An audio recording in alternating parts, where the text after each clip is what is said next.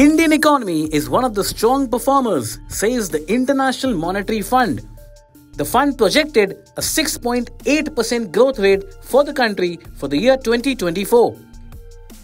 With this, India continues to be the fastest growing economies of the world and ahead of China's growth projection of 4.6% during the same period, the agency mentioned. The IMF's upward revision of FY25 GDP growth forecast comes after similar revisions were made by several others, including the World Bank, Asian Development Bank, and S&P Global. To justify the upward revisions, the IMF cited robustness reflecting continuing strength in domestic demand and a rising working age population.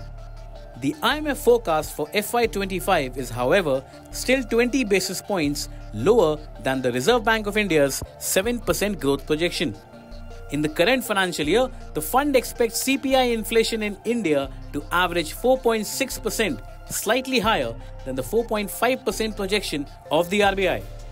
Meanwhile, the IMF's baseline forecast for the world economy is that it will continue growing at 3.2% during calendar year 24 and 25. IMF chief economist said, and I quote, "Despite gloomy predictions, the global economy remains remarkably resilient, with steady growth and inflation slowing almost as quickly as it rose.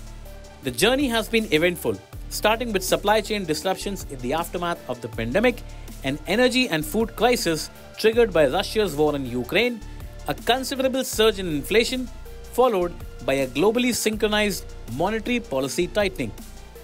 The IMF report further highlights a troubling development: the widening divergence between many low-income developing countries and the rest of the world. As per the report, for these economies, growth is revised downward, whereas inflation is revised up. What do you make out of the IMF report? Please let us know in the comment section and stay tuned to LiveMint for more such updates.